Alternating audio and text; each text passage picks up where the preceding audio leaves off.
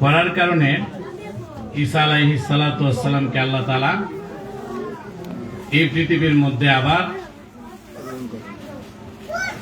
উম্মতের ক্রাইসিস পিরিয়ডে, যখন উম্মতেরা কষ্ট দাজ্জালের ফিতনা যখন ছড়িয়ে যাবে,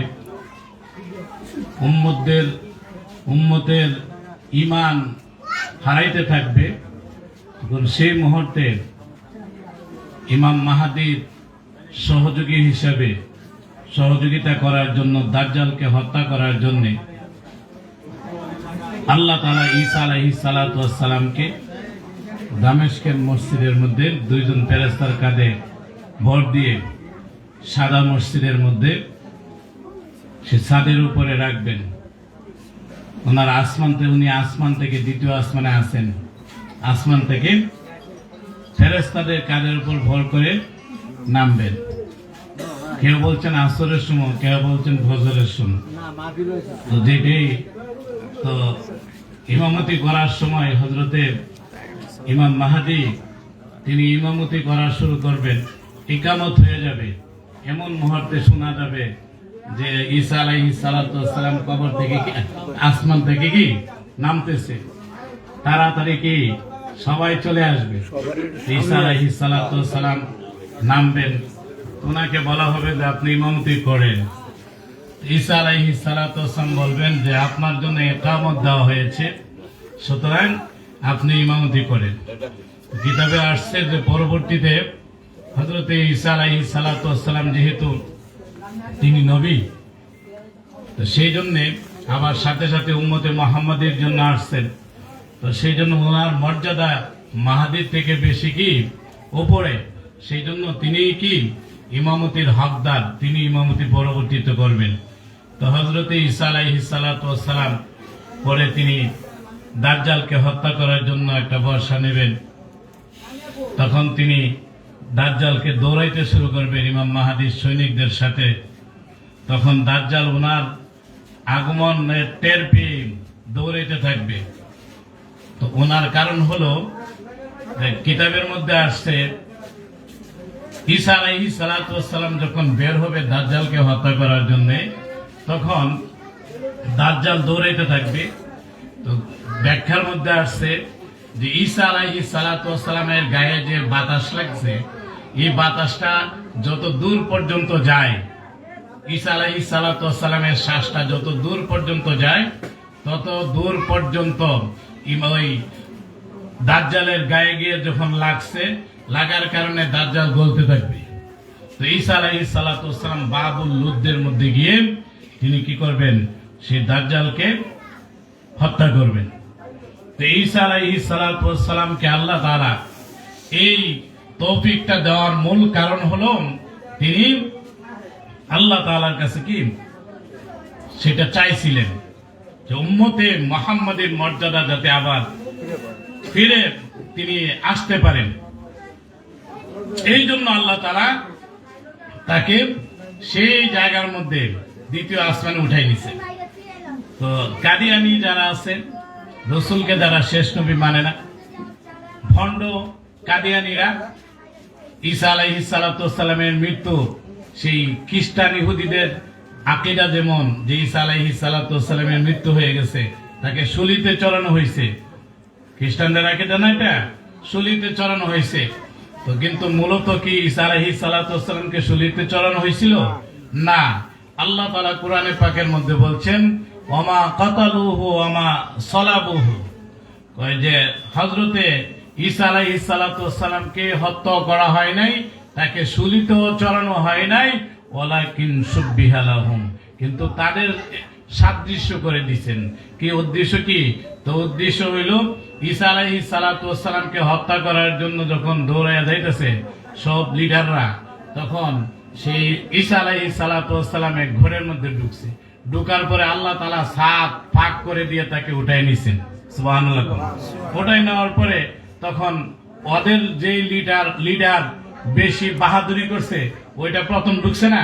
ঢুকার পরে আল্লাহ তাআলা কুদরতি ভাবে কি করছে, ওই লিডারের চেহারা ঈসা আলাইহিস সালামের চেহারা করে দিছে। করে দিছে পরে তখন পরবর্তীতে যেগুলি গেছে এক একটা বললাম এক একটা লইয়া সেগুলি গিয়া কি কুবানি শুরু করছে শামসুর মতন কারে আর কই কুবা শামসু ঠিক না কুবানো শুরু করছে ওই যে প্রথম লিডারে পরে আরে তোরা আমারে কেন কুবাস আমি তো ঈসা না কই না তুই তুই সেই ঈসার চেহারা তোর কাছে পরে বিশ্বাস যদি না করস তাফসীরে কিতাবের মধ্যে আছে ওই লিডার প্রথমে যে ঢুকছে তার চেহারা কইরা দিছে কি ঈসা আলাইহিস সালামের মতো কিন্তু বাকি অঙ্গ প্রত্যঙ্গগুলি কি ছিল তার নিজের চেহারা ছিল কই যদি বিশ্বাস না করস তাহলে আবার পাগুলি দেখ পরে কি কই পাগুলি আর দেখান লাগতো না তুই ঈসা তাকে পরে কি করছে আদম আলাইহিস কি শুলিতে চড়ানো হয়েছে শুলি চড়ানো বুঝেননি শুলি চড়ানোর মধ্যে এটা দেখেন নেটের মধ্যে খেজুর গাছের ডাল ইয়ে আছে না এই কাঠ আছে না এই কাঠ কিন্তু কি মসৃণ নাকি না এগুলি মসৃণ না তো এইটারে কি ঘরের মধ্যে যে পায়া দেয় উপরে তীর দেয় ঠিক না তো এইটারে চুক্কা কইরা ঠিক আছে দুই রকমের এটা চুক্কা কইরা সেটা এটার মধ্যে নিয়ে সেটা বসাই দেয় তাইলে বুঝেন পিছনের রাস্তা দিয়ে ঢুকা একদম উপর পর্যন্ত কলিজার মধ্যে গিয়া লাগে এইটা এক সুরত আরেক হইলো কিছু বিভিন্ন কাঠি দিয়া কাটা যুক্ত দিয়া ওইগুলির মধ্যে বসাই দিত পরে আস্তে আস্তে টিলি তীর নিক্ষেপ করে কি মারত তো আল্লাহ তাআলা বলেন ওদের আকীদা হইল ঈসাকে কি হত্যা করা হয়েছে ঈসাকে শুলিতে চড়ানো হয়েছে আল্লাহ তাআলা বলেন ওমা কাতালুহু ওমা সালাবুহু ওয়ালাকিন শুববিহা লাহুম ঈসা আলাইহিস সালামকে কি হত্যা করা হয় নাই তাকে শুলিত চড়ানো হয় নাই কিন্তু তাদের সাদৃশ্য করে দিয়েছে ঈসা আলাইহিস সালামকে ঠিক না তো ঈসা আলাইহিস সালামকে আল্লাহ তাআলা সেই দ্বিতীয় আসমানের মধ্যে সশরীরে জিন্দা অবস্থা নিয়ে আনিছে দ্বিতীয় আসমানে তো এটা রহস্যটা কি রহস্যটা হইলো আপনাদেরকে একটা কথা বলি যে যারা নাকি এই দ্বিতীয় বা বউ মরে গেলে অনেক সময় বিধবা মহিলার বিয়ে করে তখন ওই মহিলার একটা বাচ্চা আছে তো ছোট বাচ্চা এটারও তো নিয়ে আসে এটা কি রাখে আসে তো এইটা লালন পালন করার পরে এটা বাপ দেখে না দেখে তাহলে একটা মহব্বত সৃষ্টি হয় না মহব্বত সৃষ্টি হয়তো আল্লামা আব্দুল গনিম নাবলুসি রহমাতুল্লাহি আলাইহি এটা বারো মাইকটা নাবলুসি রহমাতুল্লাহি আলাইহি তিনি তার কিতাবের মধ্যে বর্ণনা করেন দুনিয়ার মানুষেরা সব হযরত ঈসা আলাইহিস সালাতু ওয়াস সালামকে আল্লাহ তাআলা দ্বিতীয় আসমানের মধ্যে নিয়ে রাখছেন জীবিত অবস্থা কারণ কি ঈসা আলাইহিস সালাতু ওয়াস সালাম তিনি পৃথিবীর মধ্যে বাপ ছাড়া জন্মগ্রহণ করেছে ঠিক না আল্লাহ পারে না পারে তো বাপ ছাড়াও পারে মা ছাড়াও পারে ঠিক না মা ছাড়া কে আদম আলাইহিস সালামের মা ছিল তাহলে আল্লাহ তাআলা তাকে 60 হাত লম্বা 7 হাত প্রস্থে 40 মণ মাটি দিয়ে তৈরি করছে সুবহানাল্লাহ এবার বুঝেন আমগোর বাপটা কত বড় ছিল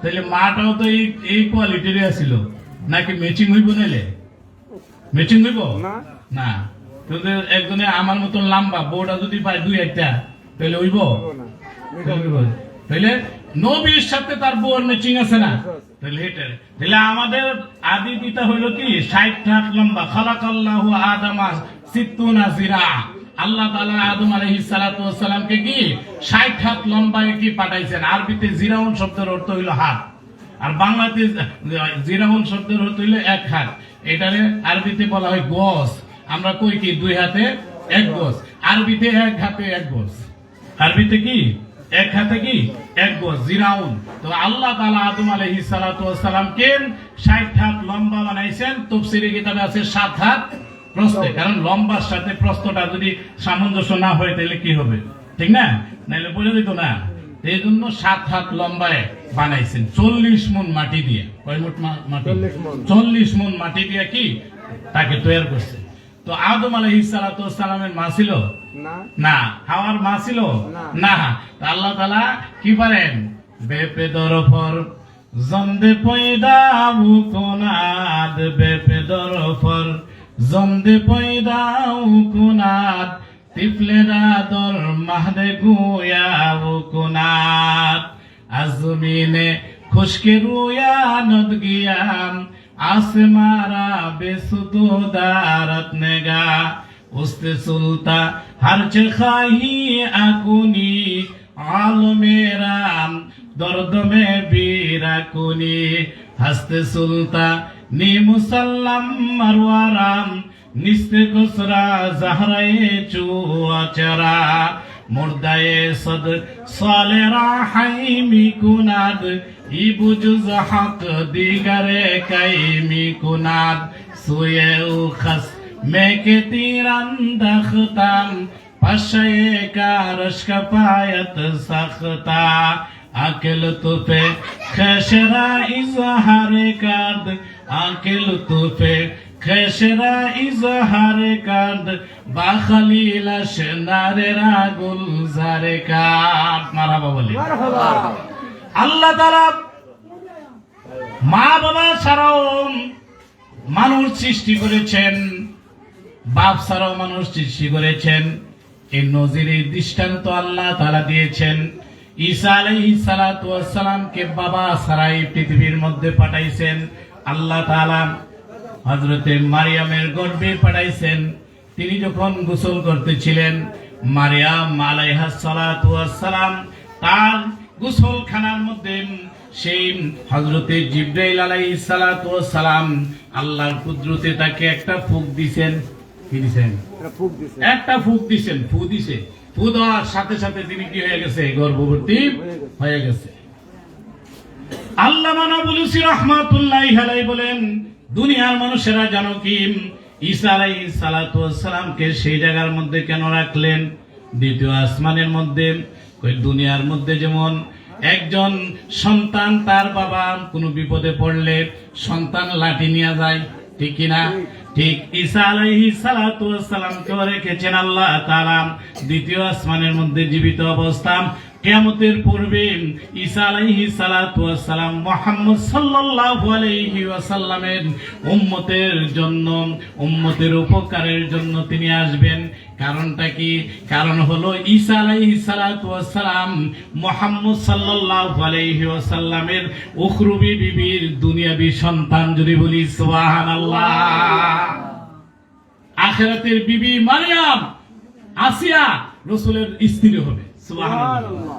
দুনিয়ার মধ্যে 11 জন, ঠিক না? কিন্তু আখিরাতে আরো কয়জন হইব? দুইজন। কেডা হইব? আসিয়া। আসিয়ার জামাই কেডা ছিল দুনিয়া? ফেরাউন। তাহলে ওই জায়গার কি ফেরাউনের কোনো অবস্থা আছে? নাই। কারণ এই ছাগলটারে মুসা আলাইহিস সালাম কইছিল, এই ছাগল ঈমানই নালা। আল্লাহ কোরআনে যখন পাঠাইছে, ইযহাব ইলা ফিরাউন ইন্নাহু তাগা, ঠিক আছে? যাও ফেরাউনের কাছে যাও, এ উদ্রুত হয়ে গেছে, নাফরমান হয়ে গেছে, বেশি বাইরে গেছে, একটু গিয়া বাইটা করো। গিয়া দাওয়াত দিছে। দাওয়াত দেওয়ার পরেও কি কই যে আচ্ছা তুমি যে দাওয়াত দিতেছো, অনেক দাওয়াত দিছো, দাওয়াত যে দিতেছো, কই যে আচ্ছা যদি আমি মুসলমান হয়ে যাই তাহলে আমারে কি দিব? আমারে কি দিব? তাফসীরের কিতাবের মধ্যে আসছে হযরতে মুসা আলাইহিস সালাতু ওয়াস সালাম বলেন, আল্লাহ তাআলা দুনিয়া এবং আখিরাতে তোমার শান্তি দিব, মাফ করে দিব। সুবহানাল্লাহ। নাজাত করে দিবে। হ্যাঁ, আরে আগে অন্য কি দিব? কই যা চিরদিনের জন্য দুনিয়ার মধ্যে তুমি কিয়ামত পর্যন্ত হায়াত থাকবে তোমার। কোন পর্যন্ত? কিয়ামত পর্যন্ত তোমাকে আল্লাহ তাআলা হায়াত দিবেন। শুধু তাই না, কিয়ামত পর্যন্ত তোমার হায়াত থাকবে। ওই এর আগে যদি তুমি মরতে চাও, ওই তোমার কোনো রোগ বালা মুসিবত কোনো তো হবে না। যদি দুনিয়ার প্রতি তোমার বিতৃষ্ণা লাগে, খারাপ লাগে, যদি তুমি চাও তাইলে আল্লাহ তোমার মৃত্যুটা দিবে, নাইলে কিয়ামত পর্যন্ত তোমার হায়াত থাকবে। তাই নাকি? কোন আর লাগে কোনো? কেহর আর লাগবো কোনো কিছু? কিয়ামত পর্যন্ত তারা। আর কি দিবে? 2 নম্বর হলো কিয়ামত পর্যন্ত তোমাকে বাদশাহী দিবে আল্লাহ তাআলা। তোমার বাদশাহী কেউ ছুড়ে নিত না? নিব? ক্ষমতা নির্বাচন দিতে চায় না, কি দিতে চায় না? যদি অন্য যা ফাঁস হয়ে যায়, ঠিক না? এই জন্য যা 5 বছরের লেগে সবাই দিছে, একবারে 17 বছর কাটাই দিব আল্লাহ যা করে, নাকি? ঠিক না? এই জন্য ওই যে ছাড়তে তো আর কেউ চায় না। আল্লাহ তাআলার পক্ষ থেকে মুসা আলাইহিস সালাতু ওয়াস সালাম তাকে আশ্বস্ত করছে যে কিয়ামত পর্যন্ত তোমার বাদশাহী থাকবে। আমি মুসা নিতাম না বাদশাহী। আর কি দিব? কিয়ামত পর্যন্ত তুমি যুবক থাকবে, বুড়া হইতা না, পাসপোর্ট নাট কোনো কিছু ঢিলে হইতো না কিয়ামত পর্যন্ত। বউ মেরে গেলে আর বউ আছে না, ঠিক না? তুমি যুবকই থাকবা কিয়ামত পর্যন্ত। আর কি দিব? কিয়ামত পর্যন্ত তুমি সুস্থ থাকবা, তুমি কোনোদিন অসুস্থ হইতা না। এমনই তো 400 বছর রাজত্ব করছে, 400 বছরের মধ্যে একদিন প্রতিদিন আমরা 3-4 বার পায়খানা করি না অনেক সময়, ঠিক না? 40 দিনে একবার পায়খানা করছে। পায়খানাটা হইলো ছাগলের লেদার মতন হয়ে যেত, তফসিরে কিতাবের মধ্যে আসছে। তার অবস্থাটা এমন ছিল। সেই ফেরাউন ওই যে কিয়ামত পর্যন্ত তুমি সুস্থ থাকবা, কোনো সমস্যা হইতো না। কিন্তু তারপরও মানছে নাকি? মানে নাই। তাহলে কি হয়েছে?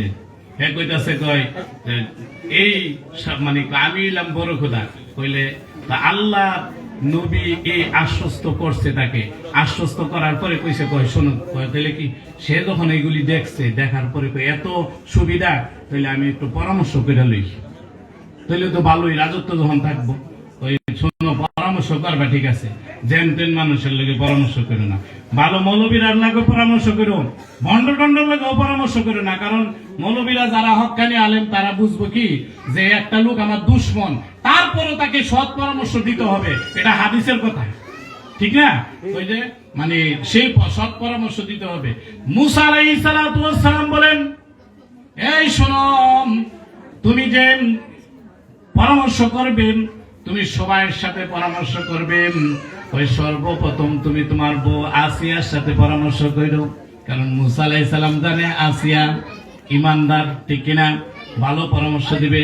কিন্তু কোশ্চিন কাল হামান যে একটা গরু আছে তোমার প্রধানমন্ত্রী, ওই হামান রেডিও, হামানের সাথে পরামর্শ করো। হ্যাঁ গিয়া বউর লোকে কখন কইছে, ওর সাথে সাথে বউ আর কি চাও? ফুগিনের হায়াত দিয়া দিছে হেনের মধ্যে, ঠিক না? আর কি চাও তুমি? কিয়ামত পর্যন্ত তোমার যদি হায়াত দেয়, আমি তো মইরা ঠ্যাং হইয়া যাই মুগা, কত বউ পাইবা, ঠিক না? তাইলে মানে তোমার আর কি চাই? বাসায়ও ঠিক থাকবো, সুস্থতা থাকবো, ডায়াবেটিস হইতো না, এইটা হইতো না, সেটা হইতো না, ঠিক না? কোনো রোগই হইতো না, তাহলে আর কি চাও? এই তোমরা কথা বলো না, আর কি চাই? এই কথা বলার পরে তখন সেই একটু ইতস্তত আছে।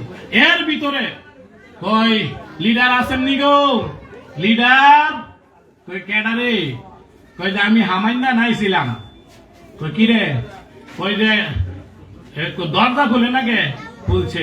খোলার পরে টেবিলের উপরে রাখছেন, নে থাবা দিয়া নেন রাখলাম, এই তরবারিটা আনলাম, খোলা তরবারি, আমার আগে জবাই কইরা তারপরে গিয়া মুসার ধর্ম মানে নামনে। তুই শুনলি? কহ আমি শুনতে পারলাম আপনি নাকি কি সে আমাদের বাপ দাদার ধর্ম ত্যাগ করে সেটা মুসার ধর্ম এখন গ্রহণ করবেন। এতদিন আমাদের ক্ষুধা ছিলেন, আর এখন কি আপনি নিজেই গোলাম হয়ে যাবেন, দাস হয়ে যাবেন? এটা কোনো হয়? দিল একটা ফান দেওয়ার কারণে তখন কি হয়েছে, সাথে সাথে বুঝা গেছে মুসলমানের কি হইতে পারল না, বুঝলে? সে হইতে পারলো না, কিন্তু আল্লাহ তাআলা কি তার কপাল কি রাখে নাই। আলোচনা করতেছিলাম, আল্লাহ তাআলা তিনি ইচ্ছা করলে সবকিছু পারেন। ঈসা আলাইহিস সালাতু ওয়াস সালামকে এই পৃথিবীর মধ্যে থেকে আর ওই জায়গার মধ্যে নেওয়ার মূল কারণ হলো আল্লাহ তাআলা মুহাম্মদ আরবি সাল্লাল্লাহু আলাইহি ওয়াসাল্লামের উখরুবি বিবির দুনিয়াবি সন্তান হযরতে ঈসা আলাইহিস সালাম, ঠিক না? এই জন্য সন্তান, বাবার যদি কোনো কষ্ট হয়, বাবার জমি যদি কেউ নষ্ট করতে চায়, তাহলে সন্তান লাঠি নিয়ে যায়। এই জন্য মুহাম্মদ আরবি সাল্লাল্লাহু আলাইহি ওয়াসাল্লাম হলেন মুহাম্মদ আরবি সাল্লাল্লাহু আলাইহি ওয়াসাল্লামের আখিরাতের বিবির দুনিয়াবি সন্তান। সেই জন্য সেই সন্তান হওয়ার কারণে শেষ পিরিয়ডে, শেষ সময়, ক্রাইসিসের সময়, উম্মতের দাজ্জালের ফিতনার সময় ঈসা আলাইহিস সালাতু ওয়াস সালামকে আল্লাহ তাআলা দুনিয়ার মধ্যে পাঠাই দিবেন, যাতে উম্মতের উপকার করতে পারে, দাজ্জালকে হত্যা করতে পারে। জোরে বলি সুবহানাল্লাহ। আরো একটা কারণ বর্ণনা করছেন তিনি তার কিতাবের মধ্যে, এই হযরতে ঈসা আলাইহিস সালাতু ওয়াস সালামের মার কাছে যখন হযরতে জিবরাইল আলাইহিস সালাতু ওয়াস সালাম আসলেন, আসার পরে সূরত রাকার ছিল। কার আকৃতিতে আসছে? জিবরাইল তো পৃথিবীর মধ্যে মানুষের আকৃতিতে আসে না, মানুষের আকৃতিতে আসছে। নিজের আকৃতি থেকে দেখে ডরাই যেত রাসূল সাল্লাল্লাহু আলাইহি ওয়াসাল্লাম ডরে গেছেন, ঠিক কি না? নিজের আকৃতিতে সূরা ফাতিহা শানে নুজুলের মধ্যে এটা আছে কি রাসূল সাল্লাল্লাহু আলাইহি ওয়াসাল্লাম বৈশা রইছেন, তখন হঠাৎ করে ইয়া মুহাম্মদ, ইয়া মুহাম্মদ, ইয়া মুহাম্মদ। তো মুহাম্মদ ডাকতেছে পিছনে, সামনে যেহেতু নাই পিছনে তাকাইছে, নাই কেহ। ডান দিকে আবার ইয়া মুহাম্মদ, ডান দিকে তাকাইছে, বাম দিকে তাকাইছে, নাই। হঠাৎ করে কোন দিকে সাইড দিকে নাই। তখন কি হইছে? যখন কইছে ইয়া মুহাম্মদ, উপরের দিকে রাসূল তাকাইছেন। তাকানোর পরে দেখেন যে সূরা ফাতিহা শানে নুজুলের মধ্যে মাআলিমুত তানজিলের মধ্যে আসছে, তখন দেখতেছে পূর্ব এবং পশ্চিম দিগন্ত সম্পূর্ণটা, এই খালি জায়গাটা একদম নূরে নূরান্বিত হয়ে রয়েছে। সিংহাসনের মধ্যে বসা আছেন, তিনি হইলেন জিবরাইল আলাইহিস সালাম। সুবহানাল্লাহ কইতেন না? আস্তে আস্তে সুবহানাল্লাহ, সুবহানাল্লাহ ফজিলত কইলে দিয়া বান্দা যখন সুবহানাল্লাহ বলেন, সুবহানাল্লাহ শব্দের অর্থ হলো আল্লাহ পাক, আল্লাহ পাক, আল্লাহ পুত পবিত্র। বান্দা তাফসীরে কিতাবের মধ্যে আসছে, বান্দা যখন সুবহানাল্লাহ বলে আশ্চর্য জিনিস শুনে বা দেখে, তখন আল্লাহ পাক এই কথা যখন বলেন, বলার সাথে সাথে আল্লাহ তাআলা বলেন যে তুই আমাকে বলতেছ আমি পাক, তোর জিহ্বা না পাক, তোর অন্তঃকরণ না পাক, তোর দেহ না পাক, তোর জামা না পাক, তোর সবকিছু না পাক, আর তুই বলতেছ আমি পাক, আমি পবিত্র।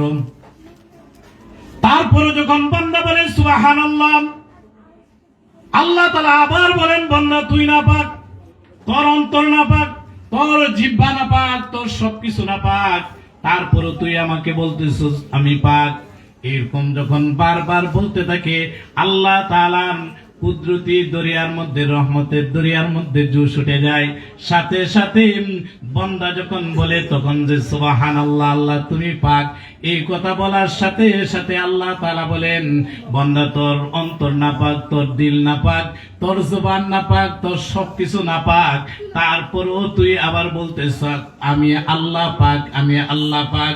যারে বান্দা যায় যে না পাক জিহ্বা দিয়ে আমি পাক, আমি পাক এই জপনা তুমি করতেছ, আমি আল্লাহ তাআলা তোমার অন্তর এবং তোমার জিহ্বা আর না পাক রাখলাম না, আমি আল্লাহ তাআলা তোমার জিহ্বা অন্তর সবকিছু পাক করে দিলাম। জোরে বলি সুবহানাল্লাহ। এই যে দেখেন এখন লাভ হইছে, এখন জোরে সুবহানাল্লাহ বলছে বাঙালি, ঠিক না? বুঝছেন? এই কার মতন হয়েছেন? হযরত জিবরাইল আলাইহিস সালাতু ওয়াস সালাম, তিনি আসল আকৃতিতে যদি পৃথিবীর মধ্যে আসতেন তাহলে মানুষের ভয় পেয়ে যাইত, রাসূল সাল্লাল্লাহু আলাইহি সাল্লাম ভয় পেয়ে যাইতেন। এই জন্য তিনি ওহী নিয়ে আসতেন দাহিয়াতুল কালবির সূরতে, বিভিন্ন মুসায়ব বিন উমাইরের সূরতে, বিভিন্ন সাহাবায়ে কেরামের সূরতে, আবার ওহী নিয়ে আসতেন বিভিন্ন ঘন্টির মৌমাছির ভনভনানের আওয়াজের মতো, ঘন্টির আওয়াজের মতো বিভিন্ন ভাবে। বুখারী মেজানের থেকে বুখারীর মধ্যে আসছে, বিভিন্ন জায়গার মধ্যে আসছে হযরত জিবরাইল আলাইহিস সালাতু ওয়াস সালাম ঈসা আলাইহিস সালাতু ওয়াস সালামের মার কাছে আসছেন।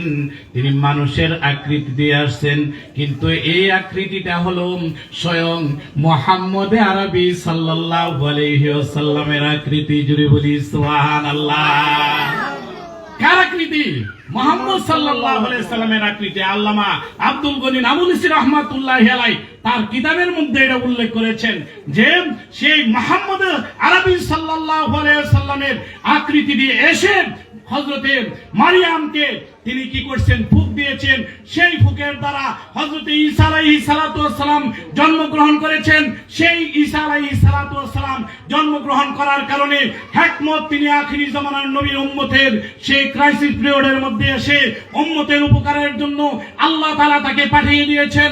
কারণটা হলো উখরি বিবির দুনিয়াবী সন্তান, বাবার উম্মতেরা যখন বিপদে পড়ে তখন ঝাঁপিয়ে পড়ে সন্তান, ঠিক কিনা? এই হলো ঈসা আলাইহিস সালাম, আল্লাহ তাআলার কাছে চাইছিল, ঠিক কিনা? এই জন্য তাকে সেই জায়গা রেখে দিয়েছেন। ঠিক কি? সারে তোরে মুসা ফলক পর হ্যাঁ ঈসা সারে আরশে মসনদ নশীহে মুহাম্মদ সিফাতে তজল্লি से बेहोश मूसा मगर जात के खरी है मुहम्मद। মারহাবা বলেন। এই যখন নাকি হুজুররা সব বিভিন্ন জায়গা তো যায়, হুজুররা তখন এই যে যারা নাকি মাইকুলারা ওরা কি করে, যখন হুজুররা একটু চিল্লানি দেয় তখন মাইকের সাউন্ডটা কমাই দেয়। ঠিক আছে, দেখার সমস্যা। আর যখন নাকি আস্তে আস্তে কথা তখন বাইরে দিন, নাইলে আখার বদনাম হইব। এক তালে রাখো, এক তালে রাখবা, বুঝো না? নাইলে কিন্তু মাইকের বদনাম কেটে দিব। আওয়াজ ভালো হইতেছে, বুঝলি? কালকে গেহেনা আছে কান্দ না?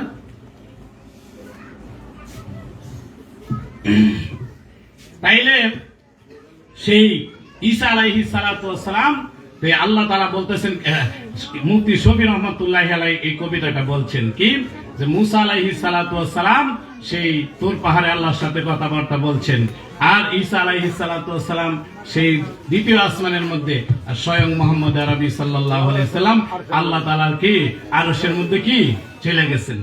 সারে আরশে মসনদ নশীহে মুহাম্মদ, তিনি সেই জায়গার মধ্যে বসছেন। ফাকানা কাবা কাউসাইনি আও আদনা, একটা ধনুকের দুই মাথা যদি কি একসাথে টান দেওয়ার পরে যত নিকটবর্তী যায় মুহাম্মদ আরবি সাল্লাল্লাহু আলাইহি সাল্লাম, তো আল্লাহ তাআলার সামনে তত নিকটবর্তী চলে গেছেন। সুবহানাল্লাহ। এটাই বলছেন মুফতি শফি রহমাতুল্লাহি আলাইহি, হাবিবে খুদা হে হাসি হে মুহাম্মদ নবী মুস্তাফা হে আমি হে মুহাম্মদ বশীরুন নযীরুন সিরাজুম মুনীরুন সরে পাও নূরে নবী হে মুহাম্মদ। এই হলো। আর আমি যে আলোচনাটা করতেছিলাম উদ্দেশ্য হলো, সেই আলোচনাতে এত দূর পর্যন্ত গেছি, উদ্দেশ্য হলো যে মুহাম্মদ সাল্লাল্লাহু আলাইহি সাল্লামের উম্মত হওয়ার জন্য আরজ করছে, ঠিক না? তাইলে সেই নবীর উম্মত আমরা, সেই নবীর উপরে যে কোরআন নাজিল হয়েছে, আমার আলোচনাতে আমি ঢুকতেছি, কোরআন নাজিল হয়েছে যে আয়াতটা আপনাদের সামনে পড়ছি, এটা পড়ার আলোচনা করার পরে আমি চলে যাবো অল্প সময়, যে সেই নবীর উম্মত আমরা, তার উপরে কোরআন 30 পারা কোরআন নাজিল হয়েছে, ঠিক কিনা? 6236 আয়াত। কত? 6200, আরে কইতেছে না 6636 আয়াত কই আছে, ঠিক না? এটা তো কইলে নইলে, তাহলে 6236 আয়াত এই কোরআনে গইনা নিয়েন, প্রত্যেকটা মানে সূরার প্রথম দিক দিয়ে সেটা সংখ্যা আছে, ঠিক না? গইনা নিয়েন 6236টা। কই সারে জিন্দেগি কি করছি শুনেছি 6666টা, এইগুলোই আছে, সবই আছে। উদ্দেশ্য হইলো কি, এই যে লুডো খেলছেন কেডা কেডা, হাত উড়ানছেন দি একটা, আর বুইরাডি কোনো খেলে নাই না, সব সফিকির হয়ে গেছে গা, এটা আমার বুঝাই না। ভাই পোলা ছোট পোলা কইতাছে আমি বলেছি, আর বুইরাডারা কিন্তু কইতেছে আমরা যদি উড়াই কেমনে শরম না, এই জন্য সবাই তো খেলছে, আমিও তো খেলছি নাকি? তো এটা মেয়েদের দ্বারা নাকি কিছু মানুষে 4টা স্টার ধরেনি, আর কিছু মানুষের 6টা স্টার ধরে। ইয়া কয়টা? 6টা না? সরকার 3-এর মধ্যে একটা নাকি রে? হ্যাঁ, আরো আরো আরো তো 4টা, মানে 8টা স্টারে খেলে, ঠিক না? 8টা স্টারে খেলে। আর কিছু মানুষে খেলে কয়টা? 4টায়। তো ওই যে 4টায় খেলে এগুলি হলো আসল স্টার, আর হেগুলি হইল কি পাতি স্টার নাকি? হ্যাঁ, পাতি নেতা আছে না, হে পাতি নেতার মতো নাকি? অত সরকার 3-এর মধ্যে সেই জায়গার মধ্যে কি সে একটা স্টার ধরে অনেকে, ঠিক আছে? সেই জায়গার মধ্যে একটা স্টার ধরে। তো ওই জায়গাটাও স্টার ধরে গণনা করে 8টা স্টার। কোরআনে পাকের কিছু আয়াত আছে অনেক অনেক বড় লম্বা, ঠিক আছে, ত জিম, ঠিক আছে, দাল, এরকম কিছু দিয়া দিয়া কি করে থামে না মানুষ এখানে গিয়া। তাহলে কেউ এত বড় আয়াত দেখে ওইগুলি গণনা করছে ফুল একটা আয়াত, ঠিক আছে, গুল নাম্বারটি দিয়া কিনা ওই ফুল আয়াত এই গণনা করে আয়েশা সিদ্দিকা রাদিয়াল্লাহু তাআলা আনহার একটা বর্ণনা, দুর্বল বর্ণনা, ওটার মধ্যে আসছে 6666টা, বুঝছেন। আর ওইভাবে যদি ধরেন আপনি শুধু এই গুল ইয়াগুলি নাম্বারওয়ালাটি, ওগুলি 6236টা আয়াত, এটাই সহি, বুঝছেন। তো এই আয়াতগুলি যে নাজিল করলেন রাসূল সাল্লাল্লাহু আলাইহি সাল্লামের উপর, এই আয়াতের মধ্যে কোনো সন্দেহ আছে? না, সন্দেহ আছে? না। যালিকাল কিতাব লা রাইবা ফিহি, এটা এমন কিতাব যার মধ্যে কোনো কি নাই, সন্দেহ নাই। সন্দেহ নাই। কি শেষ? টাইম শেষ নাকি? মা শেষ হইলে আর সামনে যেতাম না, দরকার কি? আলোচনা শেষ নাকি? কারণ শেষ হয়ে শেষ না, 40 তো বাজে গেছে গা।